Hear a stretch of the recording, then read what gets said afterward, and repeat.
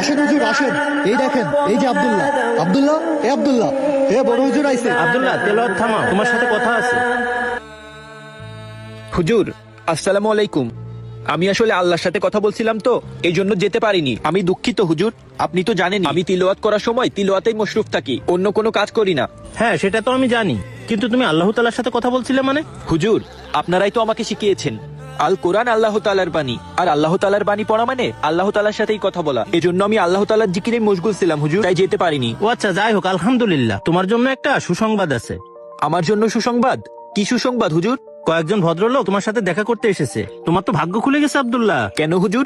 আমার সাথে দেখা করতে আসলে আমার ভাগ্য কিভাবে খুলে যেতে পারে? আরে বাবা শোনো, আমরা এসেছি নোবেল সংস্থা থেকে, যেখানে অন্ধ বাচ্চাদের চোখের দৃষ্টি ফেরানোর জন্য আমরা ফ্রিতে চিকিৎসা করে থাকি। তোমার তেলাওয়াত শুনে আমরা সবাই মুগ্ধ হয়েছি। এই জন্য আমাদের ফাউন্ডেশন থেকে ফ্রিতে চিকিৎসা করিয়ে তোমার চোখের দৃষ্টি ফিরে আনবো। জি না, আমি আমার দৃষ্টিশক্তি ফিরে পেতে চাই না। আমার দৃষ্টিশক্তি ফেরানোর মালিক আমার আল্লাহ তাআলা। আপনারা চাইলেই আমার দৃষ্টিশক্তি ফিরিয়ে দিতে পারবেন না। আল্লাহ যদি চাইতো সে আমাকে দৃষ্টিশক্তি দিয়েই দুনিয়াতে পাঠাতে পারতো, আর সে যখন আমার দৃষ্টিশক্তি দেয় না, আলহামদুলিল্লাহ আমি দৃষ্টিশক্তি ফিরে পেতে চাই না। আমি এটাতেই সন্তুষ্ট।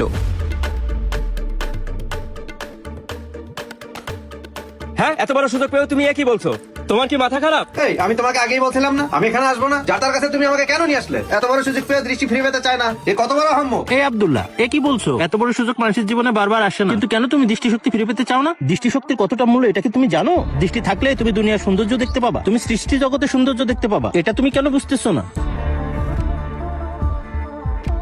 হুজুর আমি আমার দৃষ্টিশক্তি ফিরে পেতে চাই না, কারণ আমি এই সৃষ্টি জগতের সৌন্দর্য নয়। আমি মৃত্যুর পর আমার দৃষ্টিশক্তি দিয়ে এই সৃষ্টি জগতের স্রষ্টার সৌন্দর্য দেখতে চাই। দুনিয়াতে চোখ খুলে সৃষ্টি জগতের সৌন্দর্য দেখে নফসের ধোকায় পড়ে আমি আমার আল্লাহ তাআলাকে ভুলে যেতে চাই। আর কে বলেছে আমার দৃষ্টি নাই? আমার অন্তরের দৃষ্টি দিয়ে আমি সর্বদা আল্লাহ তাআলাকে অনুভব করি, আল্লাহ তাআলার সৌন্দর্যকে অনুভব করি। আমার দৃষ্টিশক্তি না থাকা আমার জন্য আল্লাহর তরফ থেকে ধৈর্যের পরীক্ষা। তাই আমি দৃষ্টিশক্তি ফিরে পেয়ে নফসের ধোকায় পড়ে এই নিয়ামতের থেকে দূরে সরে যেতে চাই না।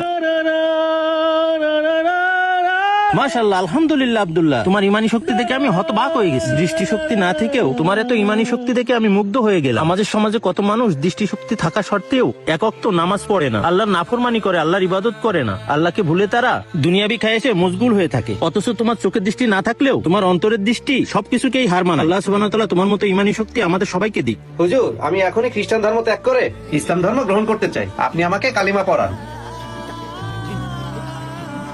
চোখের দৃষ্টি না থেকেও এই ছেলের ইমানি শক্তি দেখে আমি মুগ্ধ, আর চোখ থাকতেও আমি সেই সৃষ্টিকর্তাকে কিভাবে ভুলে থাকতে পারি? আমি নিজের কাছে খুবই খুবই লজ্জিত। আমি ওই সৃষ্টিকর্তার ইবাদত করতে চাই যিনি আমাকে সৃষ্টি করেছেন। অন্ধ এই ছেলেটার দৃষ্টি ফেরাতে এসে আমি নিজেই নিজের দৃষ্টি ফিরে পেয়েছি। ও আমার চোখ খুলে দিয়েছে। আপনি আমাকে কালিমা পড়ান। মাশাআল্লাহ, আলহামদুলিল্লাহ। দেখো আব্দুল্লাহ, দেখো তোমার দৃষ্টি ফিরিয়ে দিতে এসে এই ভাই নিজেই ইমানি দৃষ্টিশক্তি ফিরে পেয়েছে। আল্লাহই উত্তম পরিকল্পনাকারী। নিশ্চয় হুজুর, আল্লাহই উত্তম পরিকল্পনাকারী। ভাই আপনি আমার সাথে পড়েন। জি হুজুর বলেন।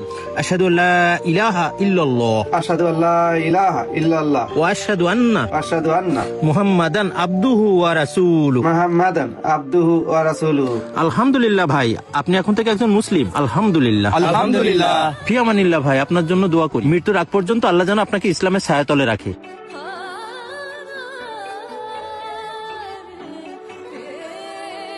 স্যার, আপনি ইসলাম ধর্ম কবুল করেছেন, আমি খুব খুশি হয়েছি স্যার। আমিও খুব খুশি সত্য ধর্মের সন্ধান পেয়ে ইসলাম গ্রহণ করে। আলহামদুলিল্লাহ, আল্লাহ সুবহানাহু ওয়া তাআলা আপনাকে দিনের রাস্তায় কবুল করুক। আলহামদুলিল্লাহ। আমিন আমিন আমিন। ওই যে ভাই ইশার আজান দিচ্ছে, চলেন নামাজ পড়ে আসি। যার ভিতরে ঈমান আছে সে কখনোই অন্ধ হতে পারে না, বরঞ্চ ঈমানের স্বল্পতাই মানুষকে অন্ধ করে তোলে।